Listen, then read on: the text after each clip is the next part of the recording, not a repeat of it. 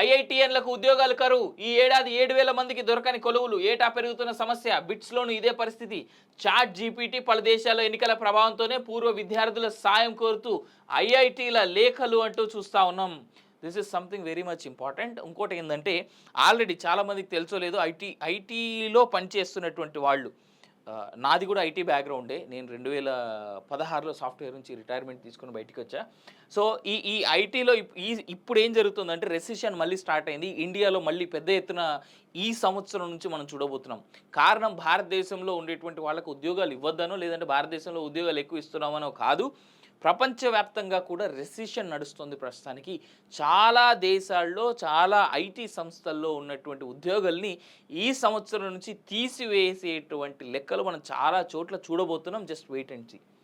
ఐఐటీలో seat లభించిందంటే ఇక బంగారు భవిష్యత్తే అనుకుంటాం. కోర్సు పూర్తి కావస్తుండగానే స్వయంగా కంపెనీలో వచ్చి లక్షల కోట్ల వార్షిక వేతనాలు ఆఫర్ చేస్తూ ఉద్యోగాలకు తీసుకుంటాయని వింటాం. కానీ ఐఐటీల ప్రభ క్రమంగా మసకబారుతోందని తాజా పరిణామాలు వెల్లడిస్తున్నాయి. దేశవ్యాప్తంగా ఉన్న 23 ఐఐటీలో 2023-2024 బ్యాచ్కి చెందిన విద్యార్థుల్లో 38% మందికి, అంటే 7,000 మందికి పైగా ఇంకా ఉద్యోగాలు దొరకలేదని తాజాగా వెల్లడైంది. ఐఐటి కాన్పూర్ పూర్వ విద్యార్థి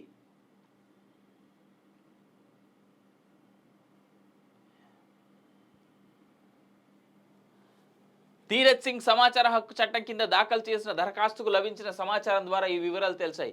కోర్సు పూర్తయిన విద్యార్థులకు ఉద్యోగాలు దొరకని పరిస్థితుల నేపథ్యంలో పలు ఐఐటీలు వివిధ కంపెనీల్లో ఉన్నత ఉద్యోగాలుగా ఉన్న తమ పూర్వ విద్యార్థులకు లేఖలు రాసి వారి సహకారాన్ని అర్థించినట్లు వెల్లడైంది.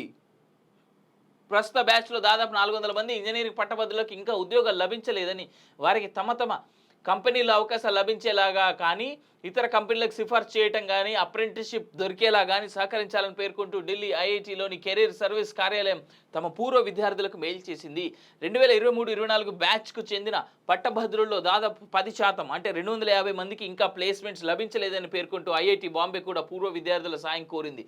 కాగా ఐఐటి బాంబేలోని ఇంజనీరింగ్ పూర్తి చేసిన గత ఏడాది బ్యాచ్కు 329 మందికి, 2022 బ్యాచ్కు చెందిన 171 మందికి క్యాంపస్ ప్లేస్మెంట్లో ఉద్యోగాలు లభించలేదని ఆర్టీఐ సమాచారం వెల్లడించింది. మరో ప్రతిష్టాత్మక విద్యాసంస్థ బిట్స్ 2 నెలల కిందటే పూర్వ విద్యార్థుల సాయం కోరుతూ మెయిల్ చేసిందని, ఇదే బాటలో ఐఐటీలు లేఖలు పంపుతున్నాయని తెలిసింది. దీనిపై ధీరజ్ సింగ్ మాట్లాడుతూ 2 ఏళ్ల కిందట ప్లేస్మెంట్ దొరకని ఐఐటీ విద్యార్థుల సంఖ్య 3,400 కాగా ఈ ఏడాది అంటే 7,000కు పైగా పెరిగిందన్నారు.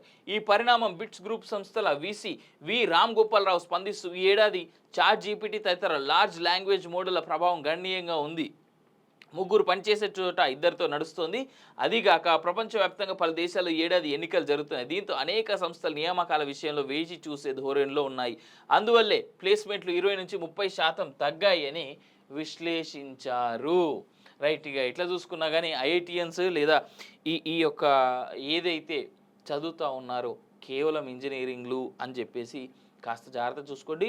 ముందు చూపు ఏదేమైనా కానీ మన ఇంట్లో అందరి ఇళ్ళలో చాలా వరకు మిడిల్ క్లాస్ ఫ్యామిలీస్లో ఇది ఒక డ్రీమ్.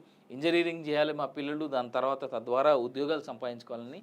ఇంజనీరింగ్ ఒకటే కాదు, మిగిలిన విషయాలు చాలా ఉంటాయి అనేటువంటిది కూడా చూసుకోవాలి. అండ్ సేమ్ టైం నాకు తెలిసి, అంటే ఐ మే బీ రాంగ్, నేను సబ్జెక్ట్ టు కరెక్షన్ మళ్ళీ చెప్తా ఉన్నా.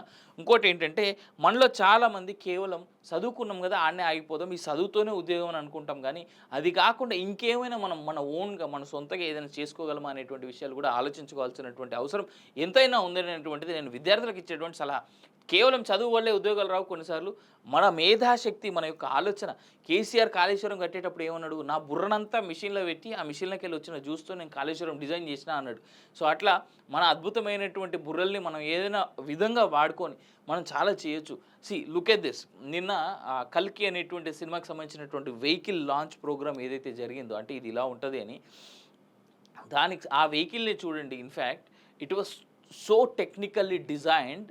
దానికి ఆ వెహికల్ ఉండేటువంటి ముంగట ఉండేటువంటి 2 టైర్స్ ఉంటాయి కదా, దానికి రిమ్ములు ఉండవు. There is no rim. డైరెక్ట్గా టైరు షాక్సే ఉంటాయి దానికి. సో దాని వెనకాల ఎంత టెక్నాలజీ వాళ్ళు అవలంబించారు, దాని వెనకాల ఎంత టెక్నాలజీ అవపోసన చేసారు అనేటువంటిది మనం అర్థం చేసుకుంటే వాట్ వీ క్యాన్ ఇన్వెంట్. ఎందుకంటే భారత ప్రభుత్వం చాలా సపోర్ట్ చేస్తుంది ఇన్వెన్షన్స్ వైపు. సో ఆ వైపు కూడా ఒకసారి ఆలోచించండి అని నేను సజెషన్ అయితే చేస్తూ ఉన్నా. ఇక మిగిలింది విద్యార్థులు వాళ్ళ చేతుల్లో ఉంటుంది. ఎందుకంటే చదువుకునే వాళ్ళకి బెటర్గా తెలుసు మాలాంటి ఉద్యోగాలు చేసేటువంటి వాళ్ళకంటే కూడా.